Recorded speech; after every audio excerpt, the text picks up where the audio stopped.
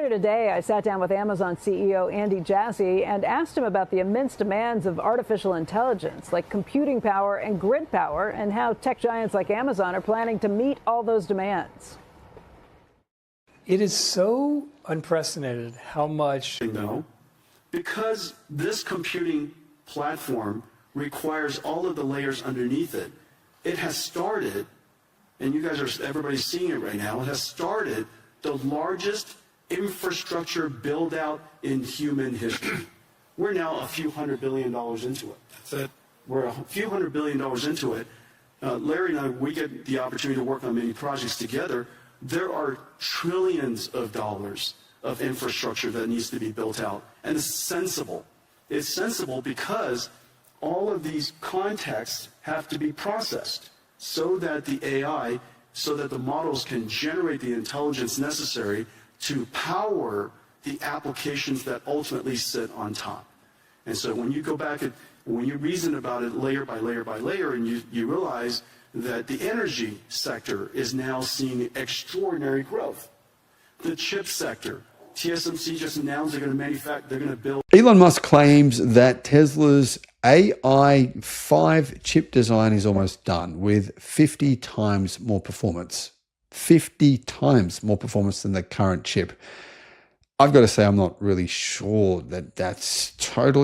The reason we pushed the envelope and have 20 agents running now was because, and listen, criticize me, I was just exasperated with turnover. I was exasperated with overpaying, not helping, not working, and I just couldn't do it one more time in my career. Now, if I was you and I had a large team and I had 200 million I wanted to spend, maybe I would come to a different conclusion. So I'm pushing the envelope on how AI can replace not the best folks, not the best sales teams, not your team, but 99% of the world that can't hire your team. Mm-hmm. And it's better. This should scare people that don't want to work harder and smarter than a year ago. Our AI agents are better than a mid-pack AE or SDR or BDR. Better than a mid-pack. Maybe not mid-pack owner, but I've been doing this for a while. Better than the mid-pack people I've worked over my career. Not better than the best. You do that. There's a lot of research going on there right now. One of the other sets of tools that we and a lot of people are giving to these agents are tools for interacting with the file system, whether directly or via bash. And it's kind of tough to separate from the models because the models are being trained on a lot of this data as well. And so there's this kind of evolution between, like, I don't know if we could have known that like these file system based harnesses are the best thing at, like, if we go back 2 years ago, I don't think we could have known that because models weren't really being trained on that as much as they are now. And so they're kind of evolving together. So I think it's like a combination of things. It's the models absolutely are getting better. Reasoning models are helping you. That scale isn't a technology. It makes me very sad that I put my life into developing this stuff and that it's now extremely dangerous and people aren't taking the dangers seriously enough. Professor, it's great to have you back as well. You know, just as I said, you know, I'm on the direction of, like, this is a very powerful technology. Therefore, the benefits are extreme. We're going to be able to, you know, do things like seriously cure cancer, maybe eradicate tropical diseases.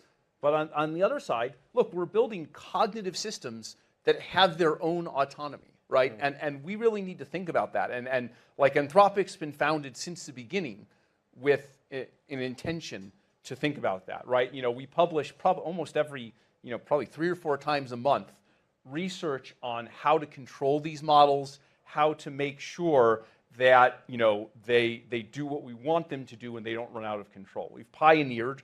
One of my co-founders, Chris Olah, is, you know, kind of arguably, you know, the inventor of a field called mechanistic interpretability, which is basically when you look inside the brain, the artificial brain of Claude or another AI model and try to trace mechanistically why it's doing exactly what it's doing. And we've seen things inside the model like, you know, in lab environments, you know, sometimes the models will develop the intent to blackmail, the intent to deceive. And this isn't unique to Claude. If anything, this is worse in other models. These are things that, if we don't train the models in the right way, can emerge. But we've pioneered this science of looking inside them so we can diagnose them and you know, prevent the models from happening, intervene and retrain the models so they don't behave in this way. That said, this is something we have to be careful about.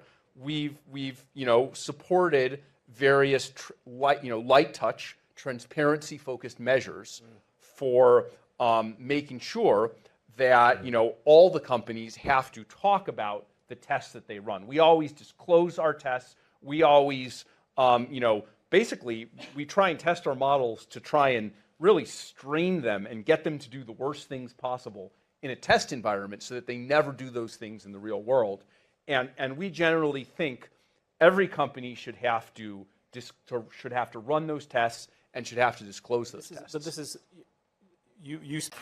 Thank you, Yuval. That was a fantastic overview. You posed a lot of questions, and they're the right ones. I agree with much of what you say. We're here in Davos, where the theme is around dialogue, and I was struck by your commentary around words and the importance of words, and that being something that demarcates human animals from other animals, although that's debatable that there's other language there. So in the context of Davos and the range of people we have here from technology, from the business world, from politicians, how would you like to see, what is the answer that you have in terms of this slightly dystopian world you've potentially put in front of us?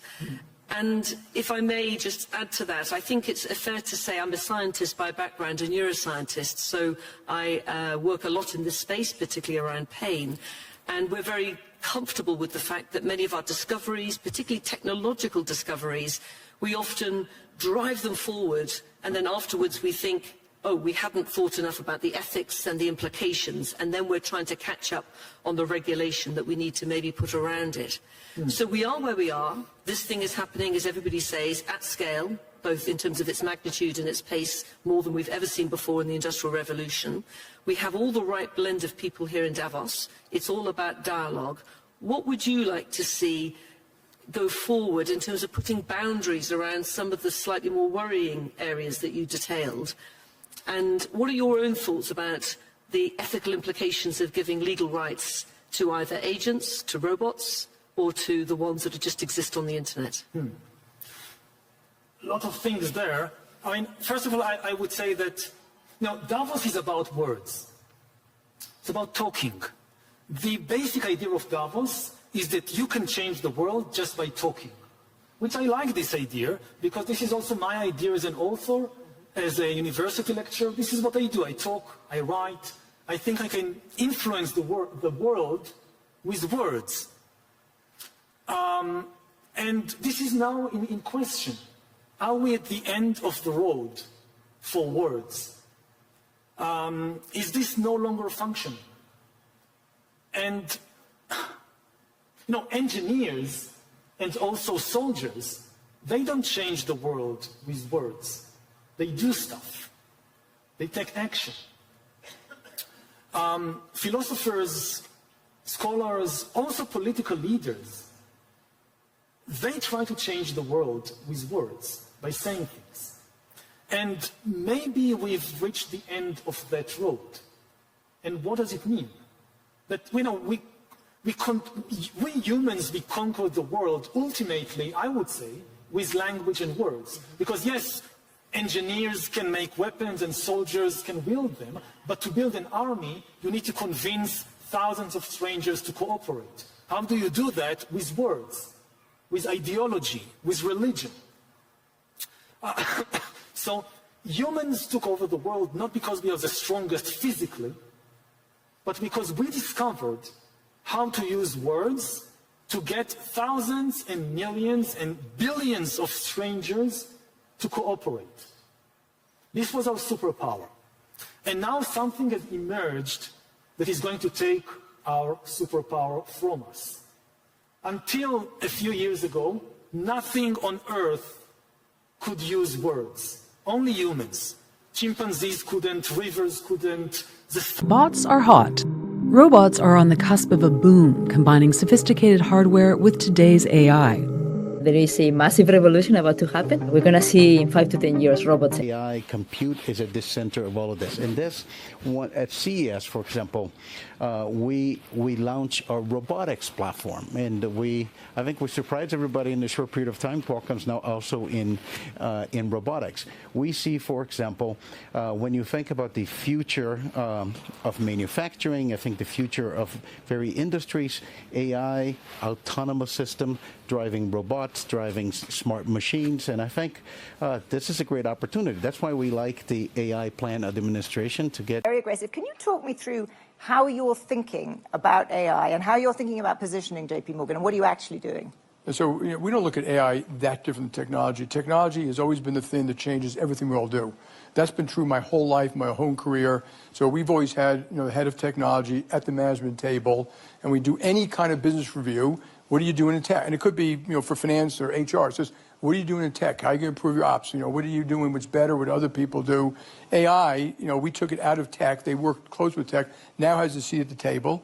And so whenever we meet, there's a list of AI. What are you doing in AI? So any one of you, if you worked at JP Morgan, you have your list of what are you doing in AI, what are you implementing? It could be coding, it could be open AI, it could be limited systems.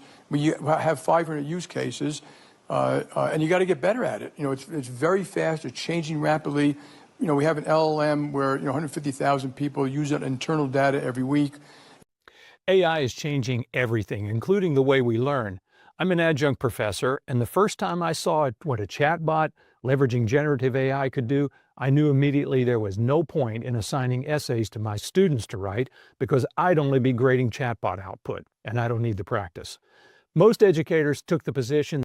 And there are three answers to that question, I think in increasing orders of importance. Number one, and this goes back to the question you asked at the beginning in diffusion, is are we going to see a rapid expansion of inequality between haves and have-nots given how fast AI is rolling out? Right. There's an opportunity to actually create more human capital, more integration. If we get it wrong, we're going to see much more dislocation, much more migration, much more radicalism as a consequence. That's reason number one. It's what AI is doing, speeding that process up. Number two, the US-China relationship. Are we going to see between the two most powerful countries that are actually the makers of so much of the AI, are we going to see some level of alignment to make sure that we don't get involved in an AI arms race? Are we going to see some guardrails, not necessarily trust, but at least interdependence on things that could blow us up? Right. If we see that, we'll be much safer. If we won't, we'll have an AI Cuban Missile Crisis type moment. That's a very dangerous thing to manage through. Let's be positive. Okay. Number three, the one that's most important. Go on. Is what we do with AI and human beings. Oh, come on. Because the global order is ultimately about who the people are that are running the various companies and the countries. And those people are increasingly going to be interacting with AI. They're going to be programmed by AI. They're going to be different. We can learn from social media. Now, Brad said, well, we didn't really know. Yeah, a lot of us didn't know. I think Facebook knew. And I think they chose not to be responsible. Now, I think there are a lot of people that now understand that we went through political elections all over the world, and a lot of people got elected because of social media. A lot of people went direct to the population. They promoted disinformation because of social media. We have far more radicalism. We have far less responsibility and accountability to citizens. And we certainly don't have responsibility to people outside your country because of social media and what it has done to the political and electoral process. Now, AI is going to do that algorithmically with people experimenting in real time as a trusted friend, as the person who really knows, yes, you really should vote for this person. So we're going to find out. If we don't take any responsibility around how AI interacts with citizens, then we're going to end up in a global order that is going to elect a whole bunch of people that are going to do the wrong things for how we want this world to come together, the dialogue that we want to have. That's it.